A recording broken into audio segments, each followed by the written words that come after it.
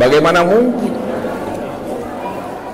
hati dan jiwa kita ini bisa hadir menyaksikan akan kewujudan Allah pada alam dan sempurna pada diri kita jikalau kita belum mampu untuk bermakrifat kepadanya, mengenal akan dirinya, berliqah bersuah dengan dirinya, dan bersahadah dengan dirinya. Maka jikalaulah hati dan jiwa kita ini belum mampu bersahadah dengan dirinya, maka tentunya setiap ibadah dan ketaatan yang kita lakukan itu bisa jadi ibadah kita menjadi ibadah yang hampa dan ibadah yang sia-sia.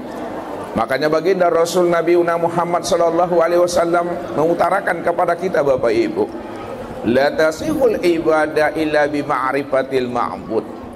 Belum sempurna ibadah yang kita dirikan jikalau kita belum mengenal yang kita sembah. Ini artinya apa? Baru ibadah kita itu dikatakan oleh baginda Rasul sempurna apabila kita telah mengenal, telah berliqah, bermusyahadah dan bermuwajahah dengan Allah. Ketika itulah hati dan jiwa kita itu bisa bermahabbah, rindu dan bermajah banyak dengan Allah. Tidak ada lagi namanya jarak, batas, hijab dan tabir antara kita dengan Allah. Maka sebagai seorang hamba ya Allah berikan namanya kecerdasan rohani dan akal fikir, tentu ia senantiasa mampu iqra ke dalam dirinya. Bagaimana ia mampu untuk bisa berliqah, bermusyahadah dengan Allah dalam kehidupan ini, supaya benar-benar dia tahu jalan pulang dan kembali kepada Allah itu. Makanya orang yang tidak mengenal akan Allah dalam kehidupan ini, maka dipastikan dia termasuk orang-orang yang dalam keadaan buta, kata Allah. Orang yang buta itu adalah orang yang zulumat. Orang yang zulumat itulah adalah orang yang tersesat. Maka inilah yang Allah utarakan kepada diri kita Bapak Ibu. Man kana fi hazil a'ma fahuwa bil akhirati a'ma wa adalun sabila. Barang siapa yang buta di dunia, dipastikan dia juga buta di akhirat. Wa adalun sabila, maka tersesatlah jalan. Kalau Allah menjelaskan di dalam surat Bani Israil ayat 72 ini adalah orang yang buta, itu adalah orang tersesat. Tentu kita berpikir Bapak Ibu, buta yang bagaimana yang dimaksudkan Allah dalam surat Bani Israil ini? Apakah buta mata yang ada di kepala ini, atau butanya mata hati yang ada di dalam dada? Ini yang dipertegas Allah di dalam surah Al-Hajj ayat 46. Fa innaha la ta'mal absar walakin ta'mal qulub allati fis sudur, kata Allah. Sesungguhnya yang aku katakan buta itu, kata Allah, bukanlah buta matamu yang ada di kepala ini, tapi butanya mata hatimu yang ada di dalam dada. Orang yang buta mata hatinya yang ada di dalam dada, itulah orang yang tersesat, kata Allah. Kalaulah buta mata hati itu adalah orang yang tersesat, buta hati yang bagaimana maksudnya Bapak Ibu? Maksudnya orang yang tidak mengenal Allah dalam kehidupan ini. Maka itulah sebenarnya yang dikatakan Allah itu adalah orang buta. Siapa yang tidak mengenal Allah di alam dunia, dipastikan dia tidak akan pernah mengenal Allah di akhirat. Siapa yang tidak mengenal Allah di waktu hidupnya, maka di waktu matinya pun dia juga tidak akan pernah mengenal Allah. Siapa yang tidak mengenal Allah pada dirinya, maka dipastikan dia juga tidak akan pernah mengenal Allah itu di luar dirinya. Wa adalun sabilah, inilah orang yang tersesat. Maka orang yang tersesat itu, kata Allah, tempatnya itu di neraka. Innahu may ya'ti rabbahu mujriman fa inna lahu jahannam la yamutu biha wa la yahya.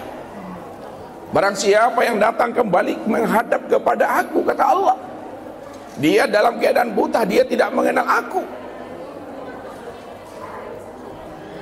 maka bagi mereka itu Kami benamkan diri mereka itu di dalam neraka jahanam. Ketika mereka itu dibenamkan Allah di dalam neraka jahanam, la yamutu fiha wa la yahya. Mereka di dalam neraka itu tidak mati, supaya mereka merasakan azab yang berkekalan. Wa la yahya, dan mereka juga tidak hidup, supaya mereka tidak bisa kembali lagi ke alam dunia untuk melakukan namanya taubat. Wa may ya'tihi mu'minan qad amila sholihat fa ulaika lahum darajatul ula.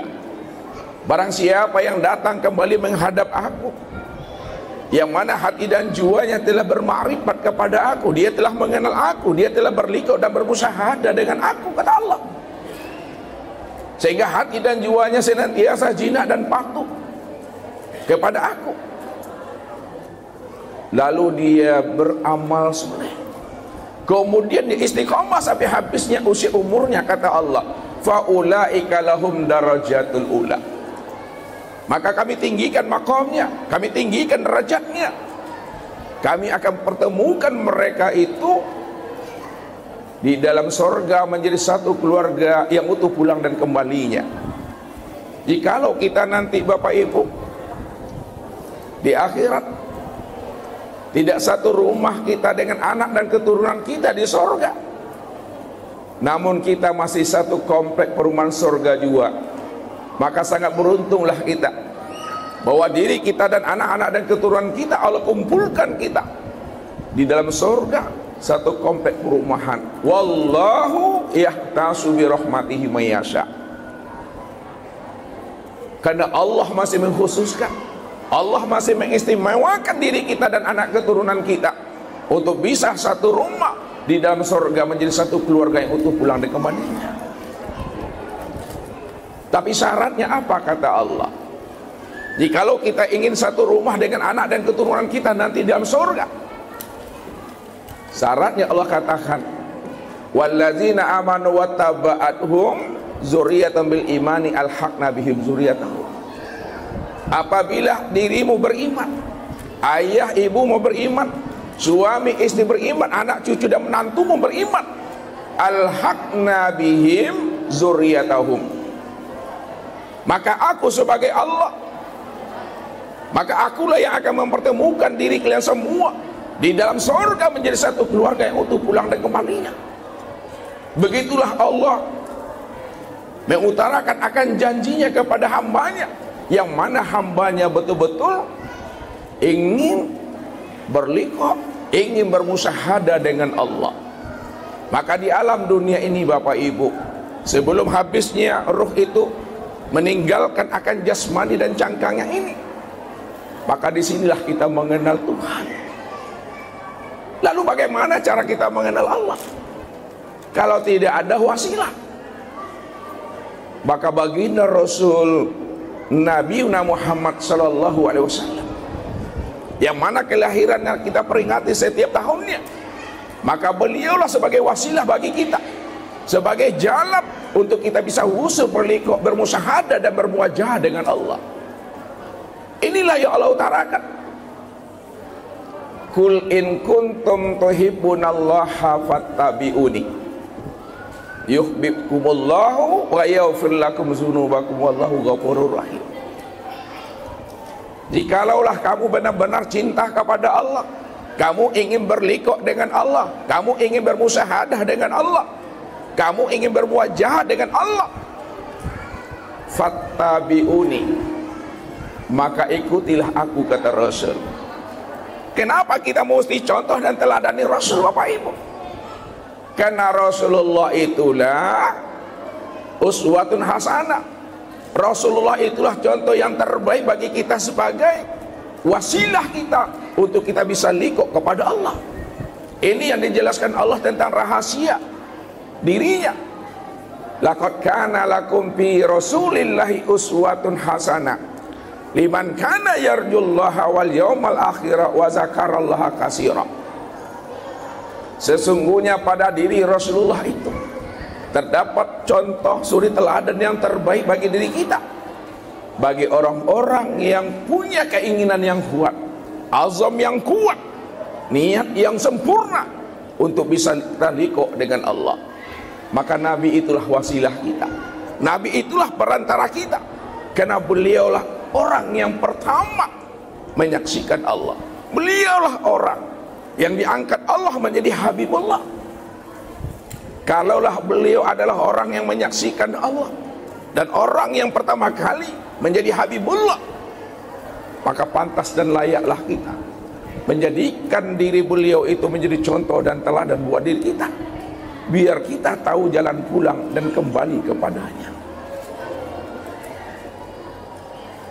Namun apa rahasia di balik itu untuk mencontoh dan meneladani Rasul?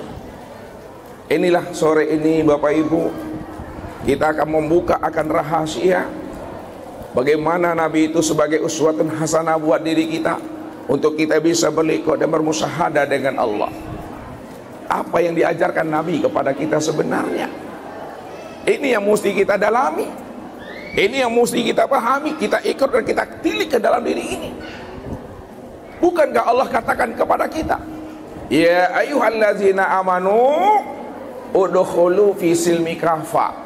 Hei orang-orang yang beriman, masuklah kamu ke dalam Islam itu secara kafa, secara totalitas, secara sempurna.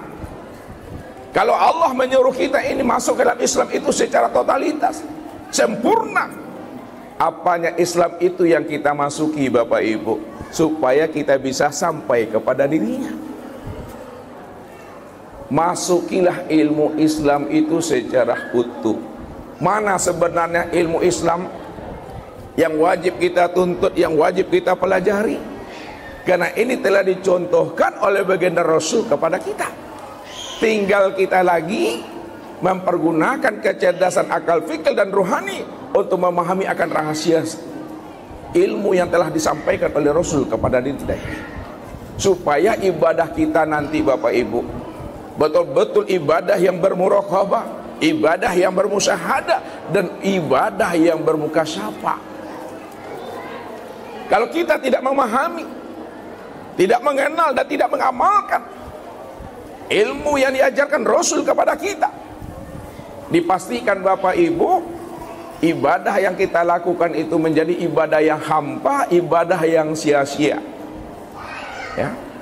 Pernah Nabi menyampaikan begini Bapak Ibu, ada dua orang di antara umatku, dia sama-sama mendirikan dan mengerjakan sholat.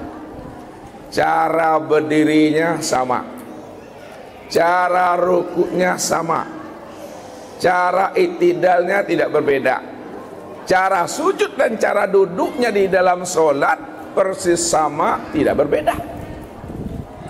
Namun kualitas sholat di antara mereka berdua bagaikan langit dengan bumi. Apa maksud sebenarnya Bapak Ibu? Cara berdiri sama, rukuk, iktidal sama, sujud dan duduk sama, tapi kualitas sholatnya itu bagaikan langit dengan bumi. Inilah yang terjadi pada diri sahabat Rasul itu. Kualitasnya itu bagaikan langit dengan bumi. Itu disebabkan ada sholatnya itu menghayal, lalai, tidak ingat Allah, dan ada betul-betul sholatnya itu ingat, khusyuk, bermakrifat kepada Allah. Maka disinilah Nabi ingatkan kita, kamin qaimin hazumin sholati at-tabu wan nasab. Berapa banyak nanti umatku mendirikan ibadah sholat, baik yang wajibnya maupun yang sunnahnya, tapi dia tidak mendapatkan apa-apa dari ibadah sholatnya itu, melainkan kata Nabi, at-tabu wan nasab, hanya rasa capek, letih, panik senya Bapak Ibu. Ya. Kaladang le kue, kaparak le rajin. Le tahu parak Bapak Ibu? Tidak tahu dah. Nah, ke ladang kita kuat, ya, ke sawah, ke kebun kita rajin, tapi kita tidak mendapatkan upah dari apa yang kita lakukan ini.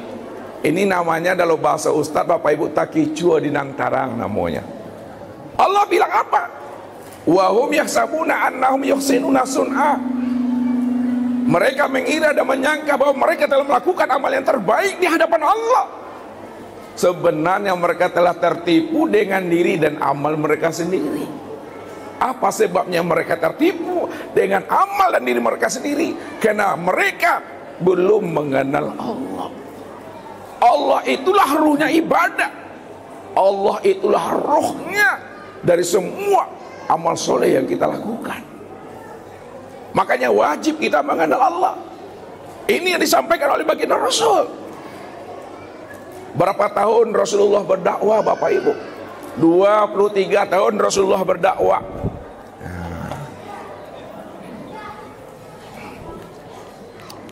Kita lihat Bapak Ibu ya, Nabi tinggal di Makkah, berdomisili di Makkah itu selama 40 tahun. Kemudian dia menyampaikan tauhid 13 tahun. Lalu dia menyampaikan masalah ibadah, sholat dan lain sebagainya itu 10 tahun. Maka lebih kurang 63 tahun umur beliau pun berpulang kembali kepada Allah. Lalu apa yang disampaikan Nabi? 13 tahun di Makkah, 10 tahun di Madinah. Ini yang kita buka rahasianya. Karena yang disampaikan Nabi itu tidak pernah keluar daripada Al-Quran. Makanya kita wajib memahami ilmu Islam itu, Bapak Ibu.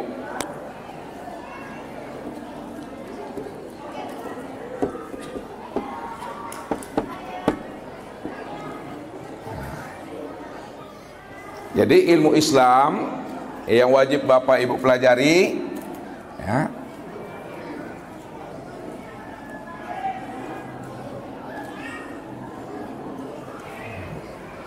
Yang pertama itu adalah ilmu syariat.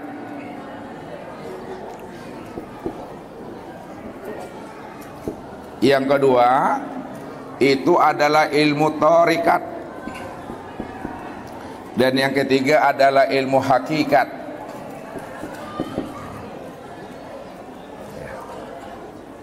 Yang pertama Bapak Ibu, ilmu syariat.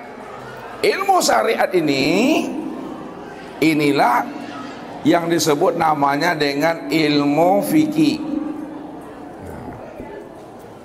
Jadi ilmu syariat itu yang disebut namanya dengan ilmu fikih, Bapak Ibu. Ilmu fikih ini berkaitan langsung, berhubungan langsung dengan perbuatan tubuh. Jadi maksudnya, kalau tubuh kita ini kelihatan rancak, elok, manis, kame, bagus, maka berilah tubuh kita ini pakaian. Pakaian tubuh itu adalah ilmu syariat fikih. Jadi ilmu syariat fikih inilah yang akan menuntun tubuh kita ini. Maka disitulah Allah mengatakan, summa ja'alnaka ala syari'ati minal amri fattabi'ha wa la tattabi'ahu allazina la ya'lamun.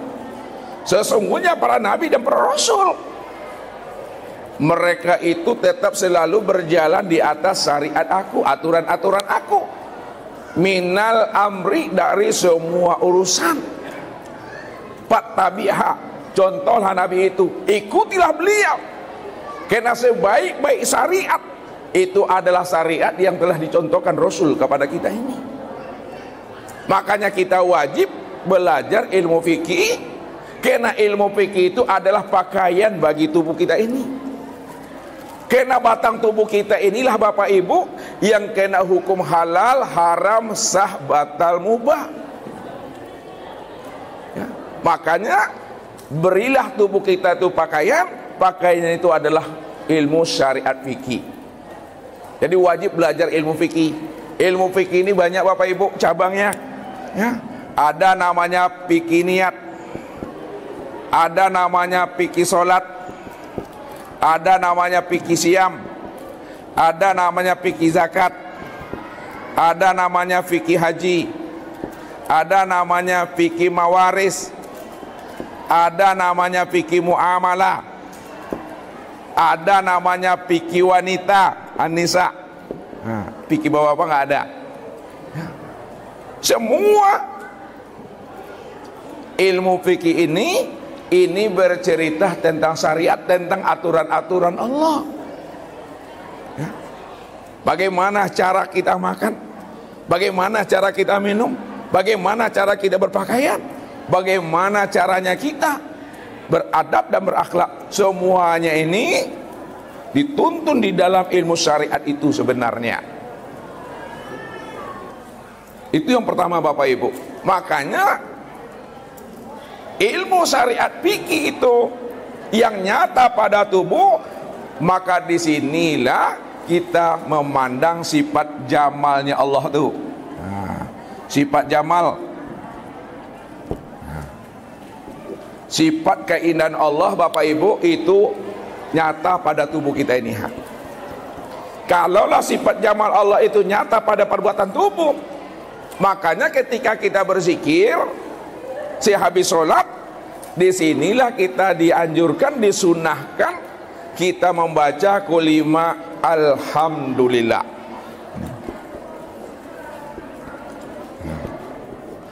Jadi alhamdulillah kita baca tuh di sini Bapak Ibu, di tubuh nih. Karena batang tubuh kita inilah tempat memandang sifat jamalnya Allah. Karena disitulah letaknya syariat itu. Itu yang pertama. Yang kedua, ilmu yang dituntun Nabi kepada umat ini yang disebut namanya ilmu tarekat. Ilmu tarekat itu yang disebut namanya ilmu tasawuf. Jadi wajib Bapak Ibu belajar mengkaji namanya ilmu tasawuf. Ilmu tasawuf itu dia berkaitan langsung dengan perbuatan hati.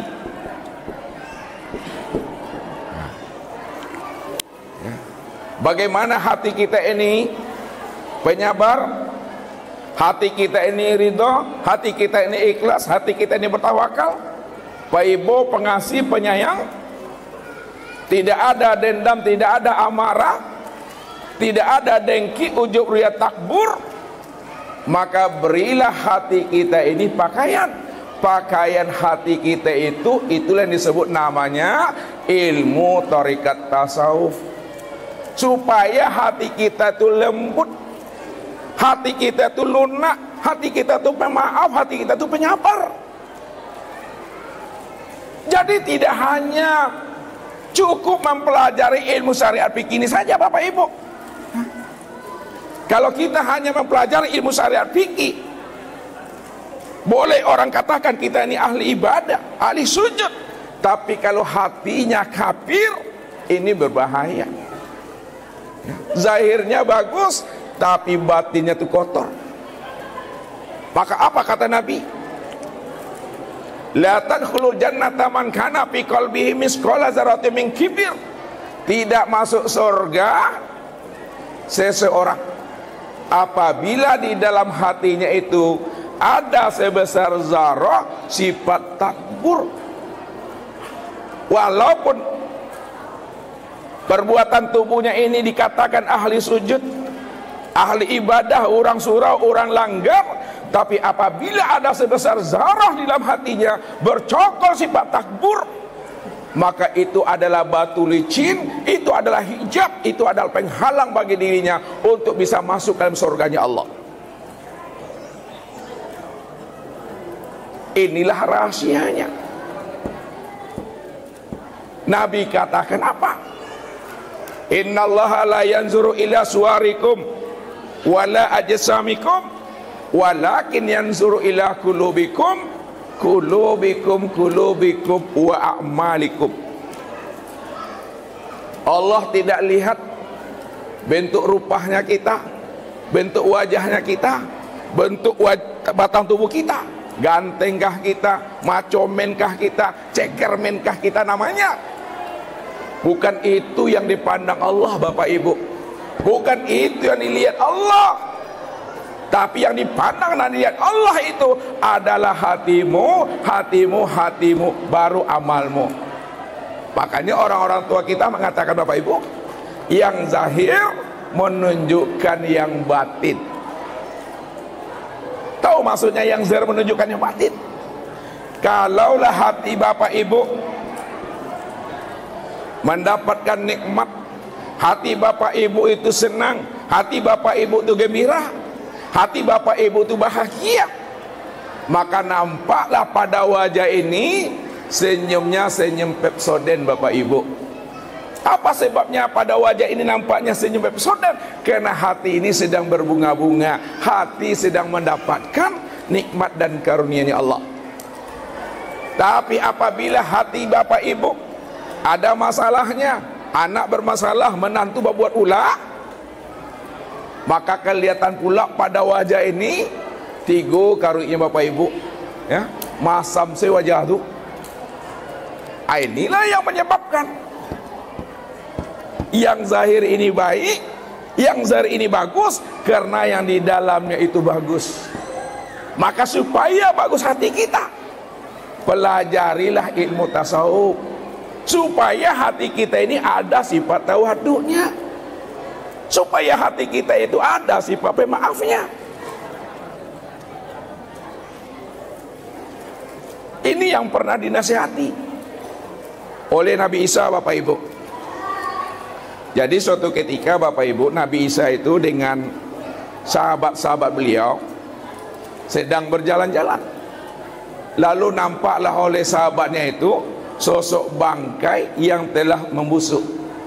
Sambil menutup mulut dan hidungnya dengan kedua telapak tangannya, apa kata sahabatnya? Alangkah busuknya hewan yang telah mati ini. Nabi Isa dengar, tapi Nabi Isa itu diam, senyum. Setelah itu baru Nabi Isa itu berkomentar. Apa kata Nabi Isa? Alangkah putihnya gigi hewan yang mati itu. Coba pandang Bapak Ibu. Sahabatnya mengatakan alangkah busuknya hewan yang mati ini, sedangkan Nabi Isa mengatakan alangkah putihnya gigi hewan yang mati itu. Lalu Nabi Isa kemudian berkata kepada sahabatnya, wahai sahabatku, apakah hewan yang mati itu adalah ciptaan Allah? Benar wahai Isa, dia juga adalah ciptaan Allah. Kalau memang benar katamu, hewan yang mati itu adalah ciptaan Allah, ketahuilah wahai sahabatku semua, semua ciptaan Allah itu adalah baik. Kalaulah semua ciptaan Allah itu baik, kenapa kamu tidak mampu memandang sisi yang terbaik dari setiap apa yang diciptakan Allah?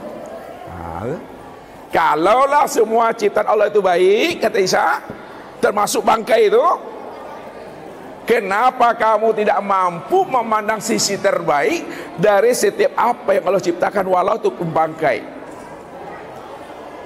Lalu Nabi Isa melanjutkan, apa kata Nabi Isa? Wahai sahabatku semua, sesungguhnya manusia itu selalu mengeluarkan apa yang ada di dalam dadanya. Kalaulah di dalam dadanya ini baik, pasti dia akan mengeluarkan hal yang baik. Tapi kalau di dalam dadanya itu tak baik, pasti dia tidak akan pernah mengeluarkan kata-kata tak baik itu. Disitulah letaknya. Manusia itu tergantung daripada suasana hatinya. Kalau hati kita itu sudah bermuraqabah dengan Allah, hati kita telah merasakan hadir bersama Allah, jauh yang tidak berantara, dekat yang tidak bersentuhan, innallaha ma'ana. Insya Allah Bapak Ibu, hati kita ini senantiasa mengeluarkan hal-hal yang baik, sehingga hal-hal yang baik yang dikeluarkan oleh hati nampak zahirnya pada tubuh ini. Ini mesti pahami. Disinilah rahasianya. Hati itu sebenarnya tempat memandang sifat kamal Allah. Jadi kalau kita ingin melihat sifat kesempurnaan Allah, lihatlah pada hati itu. Inilah kita dianjurkan kalau kita berzikir habis sholat, sinilah letaknya subhanallah. Subhanallah itu di hati, makomnya tuh.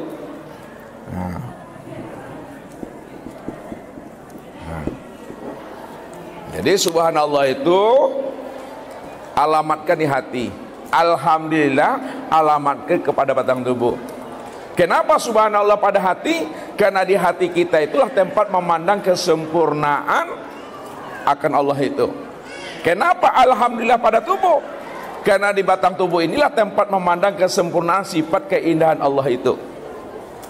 Dan yang ketiga Bapak Ibu, ilmu Islam yang kita wajib pelajari. Yang ketiga adalah ilmu hakikat tauhid.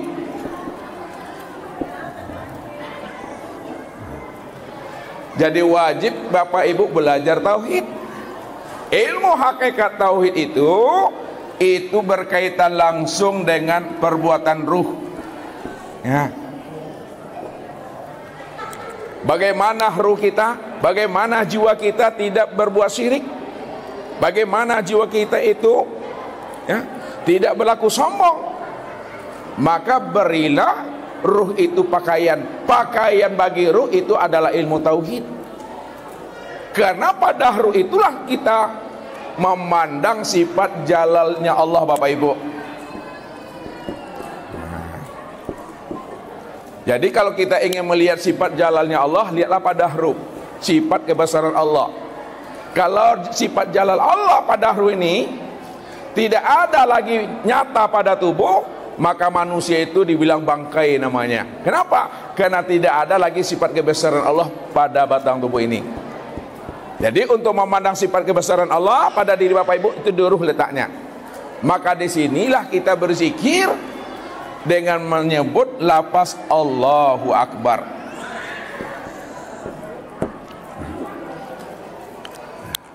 Jadi inilah ilmu Islam yang wajib pelajari.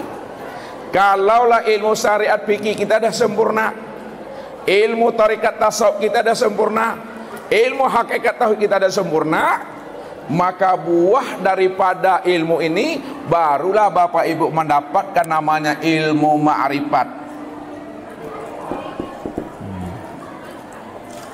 Jadi ilmu ma'rifat itu mesti bersyariat, mesti bertorikat, mesti berhakikat.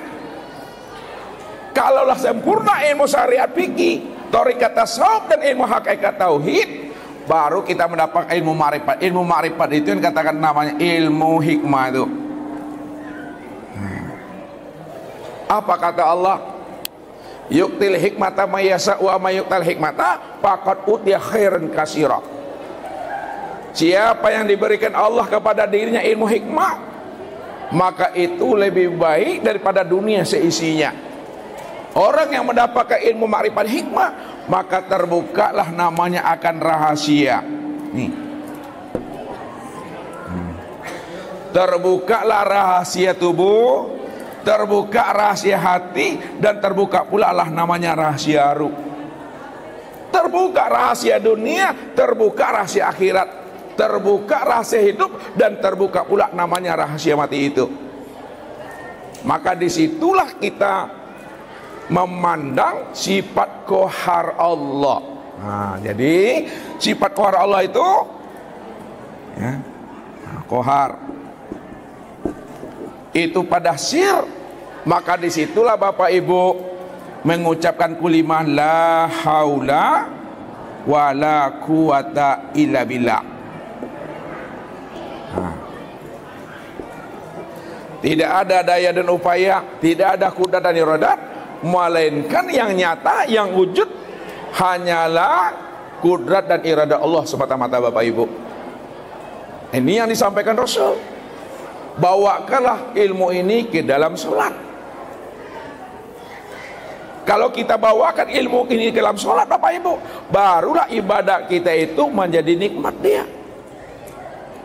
Makanya Nabi mengatakan kepada kita ini, man arada ayya'lamu malahu innallah falyanzur malillahi indahu.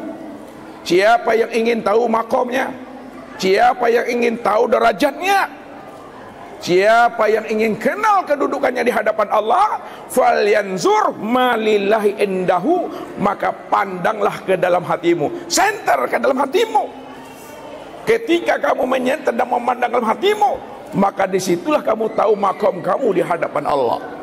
Kita lihat makom kita, Bapak Ibu, di hadapan Allah. Lihat satu-satu.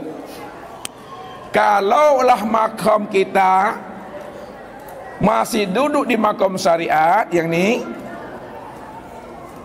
dalam beribadah, maka orang yang duduk pada makom syariat, setiap ibadah yang dia lakukan, dia selalu melakukan tuntutan kepada Allah, Bapak Ibu, tuntutan.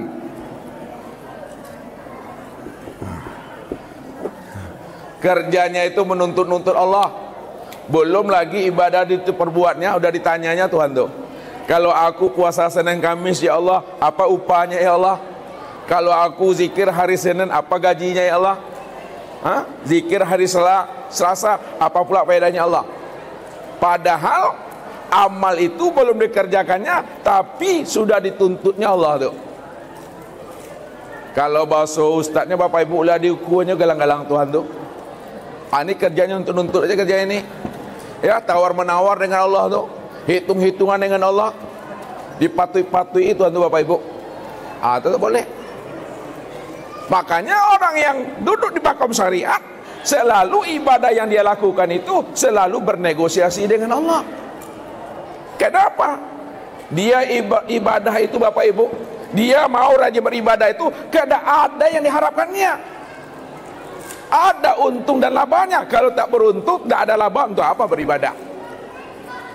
Ini ibadah seorang pedagang namanya nih. Yang kedua kata Imam Ali, siapa yang beribadah kepada Allah karena takut neraka, takut azab siksa Allah, maka itulah ibadah seorang budak. Seorang budak tuh rajin beribadah itu karena takut dia di PHK, takut dikurangi gajinya. Cobalah kalau dia tidak takut dikurangi gajinya, tak takut ditegur dia, pasti ogah dia tuh. Masuknya terserah dia aja tuh. Orang yang beribadah kepada Allah karena ada ancaman azab neraka, itulah ibadahnya seorang budak itu. Yang ketiga kata Imam Ali, siapa yang beribadah kepada Allah bukan karena surganya, bukan karena pahalanya, bukan karena siksa nerakanya, tapi karena mahabbah, karena rindu dan bermanja-manja dengan Allah, itulah ibadahnya orang yang merdeka, Bapak Ibu. Orang yang merdeka itu tidak ada dia mengerjakan ibadah itu menjadi beban dalam pikirannya itu. Ini yang kita munculkan mahabbah, ini yang kita munculkan namanya kerinduan. Sebab kalau kita tidak munculkan mahabbah, kerinduan kepada Allah, maka ibadah kita itu tidak ada rasa nikmat, Bapak Ibu. Naik makom kita kepada makom tasawuf. Makom tasawuf ini, kalau dia beribadah bukan tuntutan, tapi dia beribadah itu kena rindu dan cinta kepada Allah. Rindu dan cinta kepada Allah. Jadi kalau kita beribadah kepada Allah itu yang kita bawa itu mahabbah kita. Jangan masalah anak dibawa kepada Allah, jangan masalah menantu yang diantarkan kepada Allah, jangan masalah utang piutang yang dibawa kepada Allah di waktu sholat. Tapi bawalah kepada Allah itu rasa rindu, rasa mahabbah, rasa bermanja-manja dengan Allah, Bapak Ibu. Baru nikmat dia.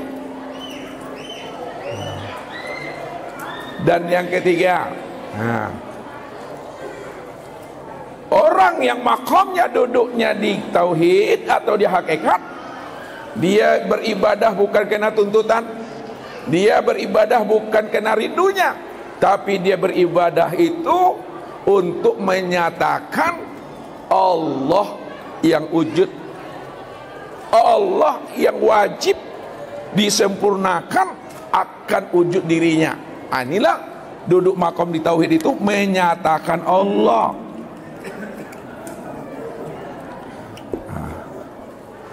Itu yang dikatakan la maujud illallah. Tidak ada yang pantas disembah Tidak ada yang pantas dituju, tidak ada yang pantas dicari dan dinyatakan dalam hidup ini, melainkan hanyalah Allah semata-mata. Kemudian maqam ma'rifat. Nah, maqam ma'rifat lagi Bapak Ibu. Maqam ma'rifat kalau dia beribadah itu menunjukkan kepatuhan dan bukti keimanannya kepada Allah. Iman dan patuh kepada Allah. Kenapa beribadah? Saya beribadah menunjukkan keimanan, menunjukkan kepatuhan aku kepada Allah itu. Barulah ibadah kita ini Bapak Ibu, barulah terasa nikmat, baru terasa nyaman dalam hati. Tinggal kita lagi Bapak Ibu, duduk kita di mana? Kalau kita selalu menuntut Allah, berarti kita masih di makom syariat kita. Kalau kita beribadah sudah ada rindu, mahabbah, itu tandanya sudah kita duduk makom tarikat. Kalau kita sudah menyatakan Allah, duduknya di hakikat. Tapi kalau kita beribadah itu sudah menunjukkan keimanan kepatuhan kepada Allah, itu di ma'rifat itu. Ini yang disampaikan Rasul, yang mesti kita pelajari, yang mesti kita tuntut dalam hal ini Bapak Ibu, ya. Supaya apa? Supaya ibadah yang kita lakukan ini betul-betul terasa nikmatnya. Inilah isi Al-Quran. Kita lihat, nah, kalaulah Nabi ya diberikan Allah petunjuk dan hidayah, yang mana hidayah petunjuk itu disampaikan untuk umat sebagai isi Al-Quran, maka Nabi menyebut ilmu fikih ini yang disebut namanya dengan Islam. Nabi menyebutnya dengan Islam, ya. Kemudian yang kedua, ilmu tasawuf ini Nabi menyebutnya dengan ihsan. Dan yang ketiga, tauhid, Nabi mengatakannya dengan iman. Jadi Islam itu kelihatannya pada ilmu fikih, ihsan itu kelihatannya pada ilmu tasawuf, iman itu kelihatannya pada ilmu tauhid ini. Makanya Islam, ihsan dan iman di dalam Al-Quran, Islam ini di dalam Al-Quran ini yang dikatakan namanya dengan ibadah. Nah ini isi Al-Quran tuh, ibadah. Ihsan di dalam isi Al-Quran ini disebut namanya dengan akhlak. Sedangkan iman di dalam Al-Quran ini yang disebut namanya dengan akidah. Jadi semuanya itu ada pada diri kita Bapak Ibu. Islam, ibadah, fikih, ini pakaian tubuh, itu maksudnya. Akhlak, ihsan itu adalah pakaian hati. Ini disebut namanya ilmu tasawuf. Sedangkan akidah, iman, tauhid itu adalah pakaian ruh. Ya. Jadi keempat-empatnya ini mesti ada dan sempurna pada diri kita ini. Tak boleh dipisah ceraikan Bapak Ibu. Ya. Keempat-empatnya mesti sempurna dalam kita beribadah. Sehingga apa? Kehadiran Nabi itu betul-betul sebagai uswah, sebagai contoh. Karena Nabi itu cinta dan sayang kepada umatnya Bapak Ibu. Di mana Nabi itu letak cinta dan sayang kepada umat? Melebihi cinta dan sayangnya umat kepada diri beliau. Suatu ketika beliau itu Bapak Ibu, dalam kesendiriannya beliau itu menangis. Ketika itu terlihatlah oleh para sahabat bahwa Nabi itu menangis. Kemudian dihampirilah oleh sahabat.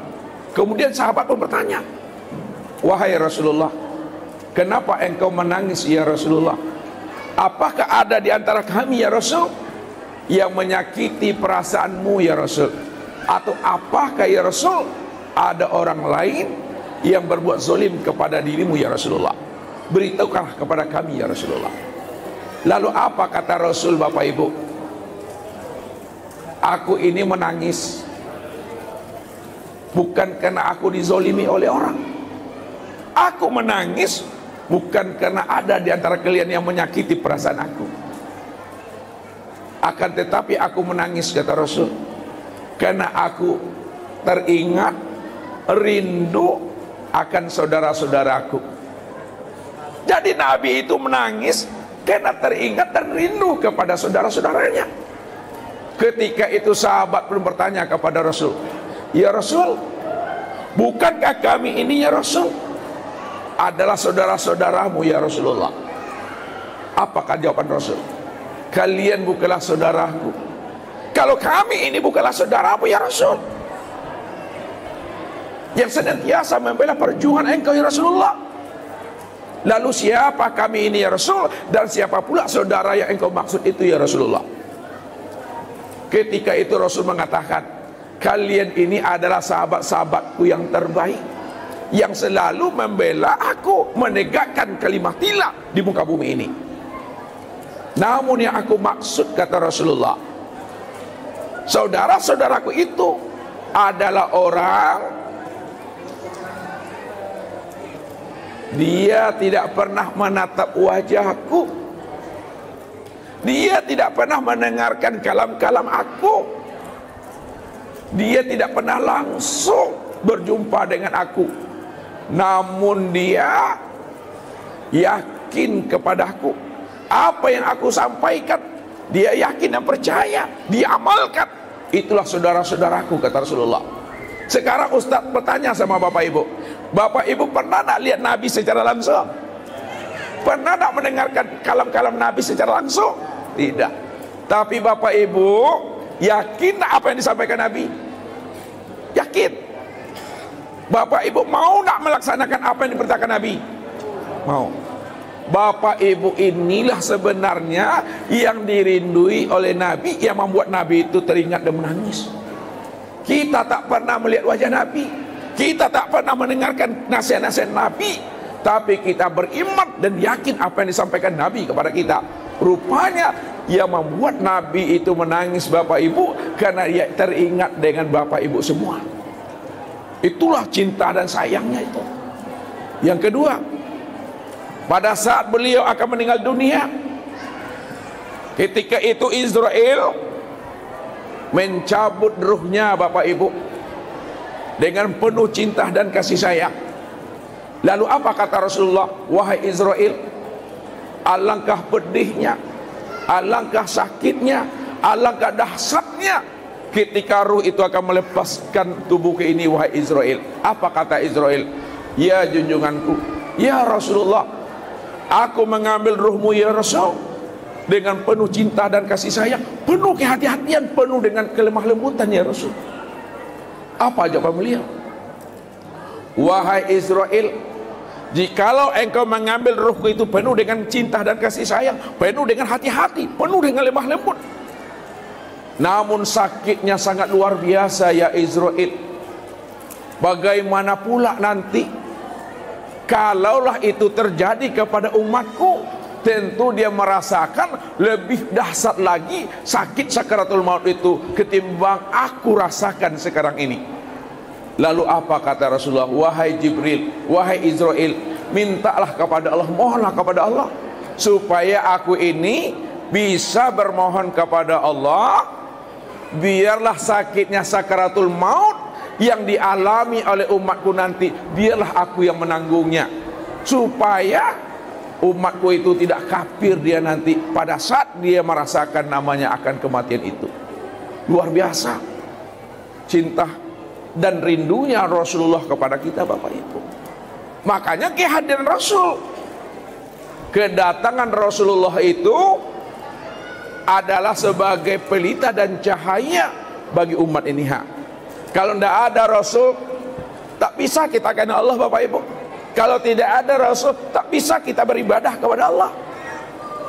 Maka Nabi itulah bimbingan kita, Nabi itulah junjungan kita, Nabi itulah uswatun kita. Nabi itu adalah wasilah kita di atas segala-galanya.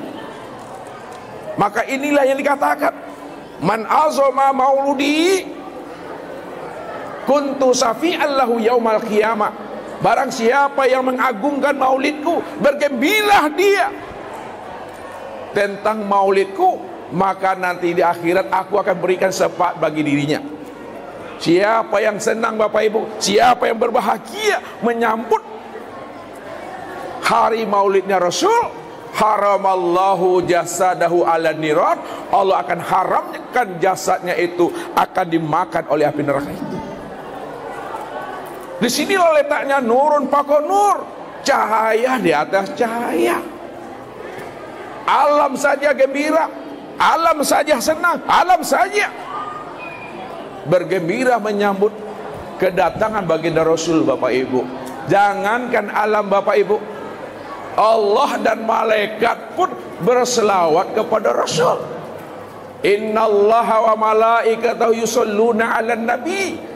Sesungguhnya Allah dan malaikat berselawat kepada Nabi. Bapak Ibu, siapa Nabi itu sebenarnya?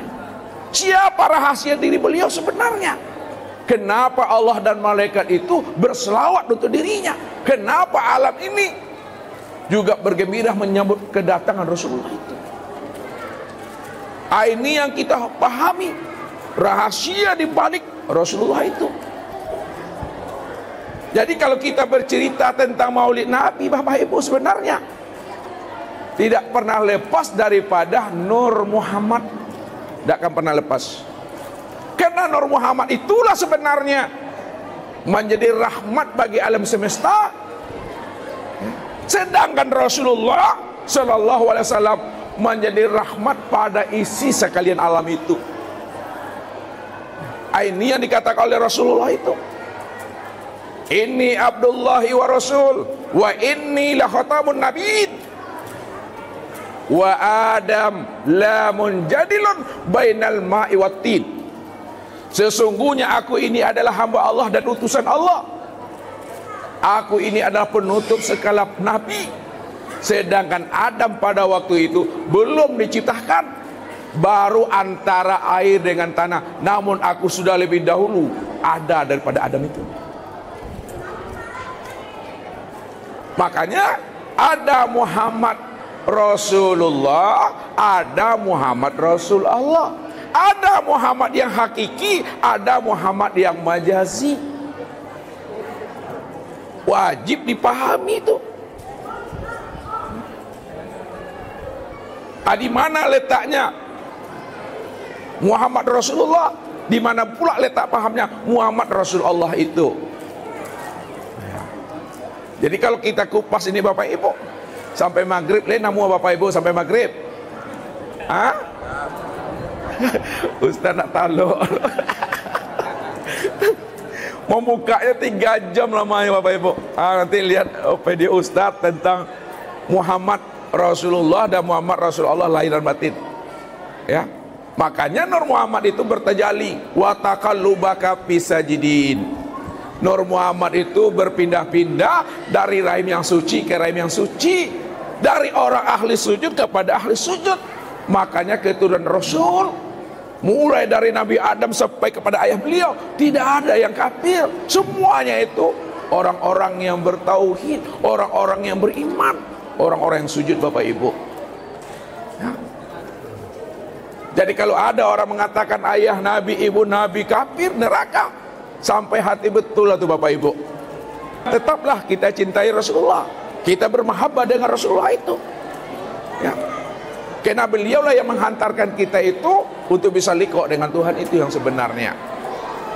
Mungkin ini Bapak Ibu ya, sebagai hikmah Maulid Nabi kita simpulkan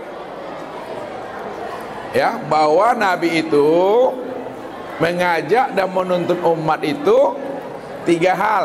Pertama, iman. Yang kedua, Islam. Dan yang ketiga adalah ihsan. Maka ilmunya ini yang dijabarkan oleh para ulama. Islam itu disebut namanya ilmu syariat fikih pada batang tubuh. Ihsan itu ilmu tarekat tasawuf, nyata pada hati. Kemudian akidah iman itu nyata pada ruh, yang disebut namanya ilmu tauhid.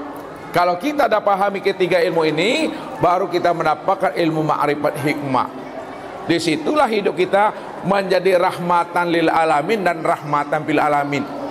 betul-betul hidup kita dibimbing dan dituntun oleh Allah, Bapak Ibu. Makanya Nabi mengatakan, adabani Rabbi fa ahsana ta'dibi. Akulah sebaik-baiknya orang yang beradab, karena adabku langsung Allah yang bimbing, Allah yang tuntut. Apa buktinya? Nabi sebaik-baik adab. Sebagai penutup, Bapak Ibu, ketika Rasulullah itu dengan anak angkat beliau Zaid bin Harisah pergi berdakwah ke Taif, Bapak Ibu. Ketika beliau pergi berdakwah ke Taif dengan tujuan menyampaikan tentang iman, Islam dan ihsan, maka Rasulullah dengan sahabatnya dilempari oleh orang-orang Taif dengan batu, diejek dan hina, sampai badan Rasulullah itu berdarah, Bapak Ibu. Ketika berdarah, maka turunlah malaikat menghampiri Rasulullah. Ya Muhammad, engkau adalah kekasih Allah, doamu mustajab. Kalau engkau minta kepada Allah ya Muhammad supaya mereka itu dibinasakan, maka sekejap mata, kata Jibril, gunung-gunung batu yang ada di Taif ini akan aku cabut dan aku lemparkan kepada mereka. Negeri Taif ini akan aku luluh lantakkan. Lalu apa kata Rasulullah, Bapak Ibu? Wahai Jibril, aku ini diutus Allah bukanlah untuk melaknat umat, bukanlah untuk membinasakan umat, bukan untuk mengutuk-ngutuk umat, tapi aku diutus oleh Allah liutammima makarimat akhlak. Aku diutus oleh Allah untuk menyempurnakan akhlak. Ketika itulah Rasulullah mengatakan kepada Jibril, wahai Jibril, kalaulah ayah ibu mereka tidak beriman ya Jibril, aku masih punya harapan kepada Allah. Mudah-mudahan anaknya beriman nanti. Kalau anaknya belum beriman ya Jibril, aku masih punya harapan, mudah-mudahan cucunya beriman nanti. Kalau cucunya belum beriman, aku juga masih punya harapan, mudah-mudahan cicitnya juga beriman. Ketika itulah Rasulullah berdoa kepada Allah, Bapak Ibu. Dirayu Rasulullah. Siapa yang dirayu oleh Rasulullah? Rasulullah itu merayu Tuhannya supaya Allah tidak menimpakan azab kepada mereka, karena Allah sudah bersumpah, Allah sudah berjanji kepada Rasul. Apa kata Allah? Man adani waliyan faqad hazantu bil harbi. Barang siapa yang menyakiti kekasihku, waliku, maka samalah dia berperang melawan aku, kata Allah. Karena Nabi takut turunnya bala kepada mereka. Disitulah Nabi merayu Tuhan dengan ucapan doanya, Allahumma hdi qaumi fa innahum la ya'lamun. Ya Allah, berilah mereka hidayah bertunjuk, ya Allah, karena mereka tidak mengenal siapa dirinya dan mereka tidak mengenal siapa aku. Disitulah Nabi itu sabar, Bapak Ibu, pulang. Namun apa hakikat di balik itu? Penutup, apa hakikat di balik itu? Sebenarnya Nabi mampu memandang akan rahasia diri Allah pada diri si A, si B dan si C, bahwa Allah sedang menguji dirinya melalui si A, si B dan si C. Apa maksudnya? Bisakah orang kafir itu melempar Nabi kalau tidak ada kudrat, kalau tidak ada iradat, kalau tidak ada namanya basar, kalau tidak ada namanya hayat? Tidak pernah bisa, Bapak Ibu. Mereka itu mampu menempel Nabi karena ada kudrat iradat itu sebenarnya. Disitulah Nabi mengatakan, ya, kul min indillah, segala sesuatu itu semuanya datang daripada Allah. Allah sedang mengujinya melalui si A dan si B tadi itu. Inilah yang dikatakan Allah, wa ma ramaita iz ramaita walakinnallaha rama. Tidaklah engkau yang melempar ketika engkau melempar, tapi Allah lah yang melempar pada saat engkau melempar itu. Ini rahasianya supaya kita mengenal Allah, mengenal diri, dan menjadi rahmat uswatun hasanah dalam kehidupan ini, Bapak Ibu. Mungkin ini saja, Bapak Ibu yang dimuliakan Allah. Mudah-mudahan segelumit dan segelintir hikmah maulidnya baginda Rasul Nabi Muhammad SAW bisa kita contoh, bisa kita teladani dalam kehidupan kita berumah tangga, untuk anak-anak, untuk cucu dan menantu, untuk kehidupan umat ini. Ini saja, mari sama-sama kita berdoa kepada Allah. Mudah-mudahan acara kita ini dirahmati dan diberkahi oleh Allah Subhanahu wa taala.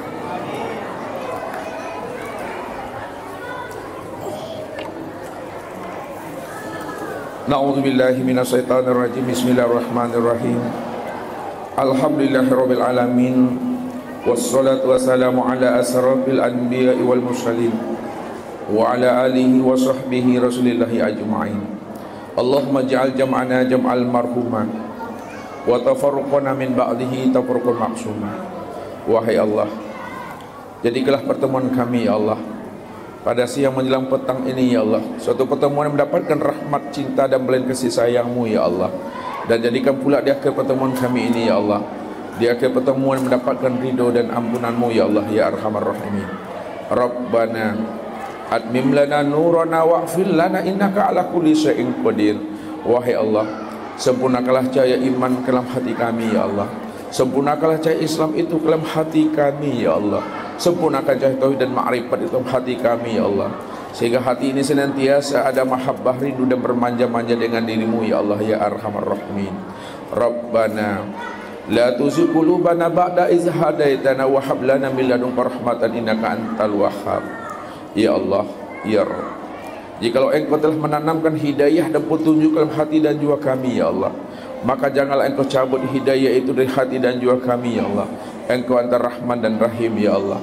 Engkau maha cinta dan maha kasih sayang ya Allah. Cinta dan kasih sayang-Mu ya Allah melebihi cinta dan kasih sayangnya kami terhadap diri kami ya Allah.